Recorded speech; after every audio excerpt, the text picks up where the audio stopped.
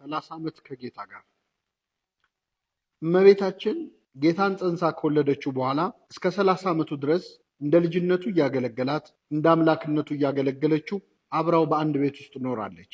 ሌላውን እንተውና ይህ ነገር ብቻ ለማሰብ ያስጨንቃል። ከእግዚአብሔር ጋር አብሮ አንድ ቤት ውስጥ መኖር እንዴት ያለ ነገር ነው! ልብ በሉ።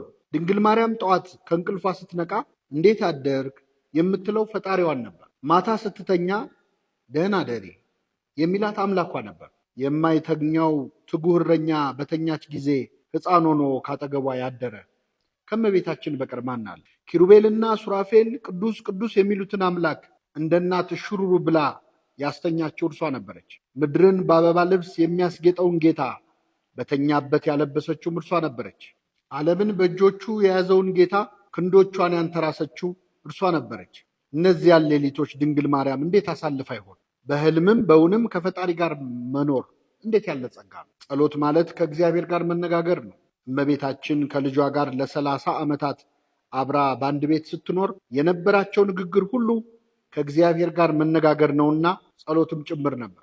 የጠዋትና ማታ ጸሎትሽ ከልጅሽ ጋር ማውራት የሆነልሽ፣ ልጅሽ የሚሰጥሽ መልስ የፈጣሪ መልስ የሆነልሽ እመቤቴ ሆይ ስለ አንቺ ክብር ማሰብ ምንኛ ያስጨንቃል። እስቲ ረጋ ብላችሁ አስቡ። እመቤታችንና ጌታችን በእነዚያ ሁሉ ዓመታት ምን ሊነጋገሩ ይችሉ ይሆን? ከእርሷ በቀር ማን ይነግረናል? ድንግል ሆይ አንቺ ካልነገርሽን ማን ይነግረናል? ለማዕድ ስትቀመጡ ምን ብሎ ጸልዮ ይሆን? እንደ ሐዋርያቱ ቆርሶ ሰጥቶሽ ይሆን? ውሃ እንዲጠጣ ሞልተሽ ስትሰጪው ውቅያኖስን እንዴት በውሃ እንደሞላ ነግሮሽ ይሆን?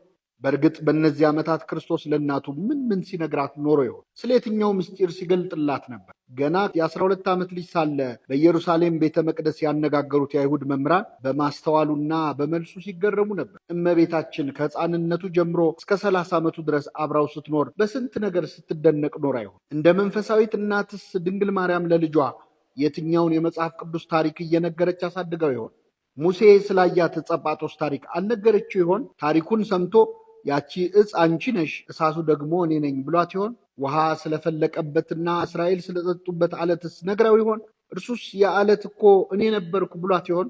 ብሉይን ስታነብ ሐዲስን እየተረጎመ እንደ ኤማሁስ መንገደኞች ልቧን አቃጥሎት ይሆን? ጠቢበ ጠቢባን ሊቀ ሊቃውንት ኢየሱስ ክርስቶስ በቤትሽ ጉባኤ የዘረጋብሽና ያስተማረሽ ድንግል ሆይ አንቺ እንደሆን በልብሽ ከመጠበቅ ውጪ ብዙ አትናገሪም። ሆኖም ልጅሽ ምን ምስጢር ነግሮሽ ይሆን? ኤልሳቤጥ እንኳን ዮሐንስን ጸንሳ ስለ ጽንሱ የምትለው ብዙ ነገር ነበራት። ፈጣሪ በአንቺ ዘንድ ያደረ ድንግል ሆይ አንቺስ ምን ትነግሪን ይሆን? የመለኮት እሳት በሆድሽ ባደረ ጊዜ ልብሱ እሳት ነው፣ ቀሚሱ እሳት ነው፣ እንደምን አላቃጠለሽም እያል ከአባ ሕርያቆስ ጋር እንጠይቅሻለን። እንዳንቺ ፈጣሪውን የሚያውቅ ፍጡር የለምና የዓለም የመጽሐፍ ቅዱስ ሊቃውንት፣ የነገረ መለኮት ምሁራን፣ የወንጌሉ ተንታኞች ሁሉ ከአንቺ እግር ወድቀው እንዳዲስ ስለ ክርስቶስ ሊማሩ ይገባቸዋል። ልህቅተ ሊቃውንት እመቤታችን ሆይ ሊቃውንት ሁሉ የአንቺ ተማሪዎች ናቸው። ባለቅኔዎች ሁሉ በአንቺ ፊት ገና ፊደል አልቆጠሩ። ሰውና መላእክት አንድ ላይ ተሰልፈው ብርቱ የሚሆን በአንቺ ያደረገውን ታላቅ ነገር ሊሰሙ ይጠባበቃሉ። ወዳጄ ጥቅስ ፍለጋ ትተህ እግዚአብሔርን በቅፏ ከያዘችው ቃሉን በሹክሹክታ በጆሮዋ ከሰማችው ድንግል እግር ስር እንደኔ ብትደፋ ይሻላል።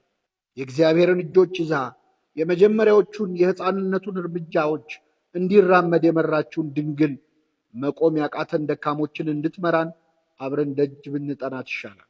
እነ ጴጥሮስ በቅዱሱ ተራራ በታቦር ከጌታ ጋር ነበሩ። ፊቱ ሲያበራይተው በዚህ ካልኖርን ብለው ተመኝተው ኤልያስና ሙሴን አግኝተው ነበር።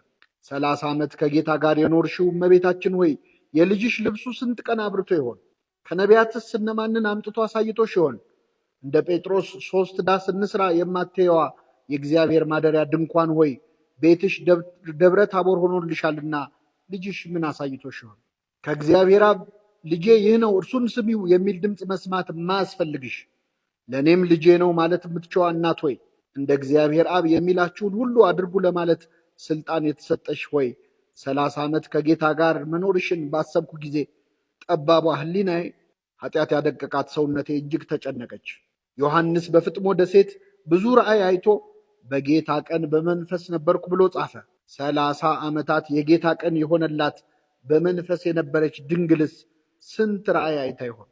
መላ ሰውነታችን ሁሉ አፍ ቢሆን የእርሷን ክብርና ምስጋና ተናግረን መፈጸም አንችልም። ሰኔ 21 2012 አዲስ አበባ ኢትዮጵያ።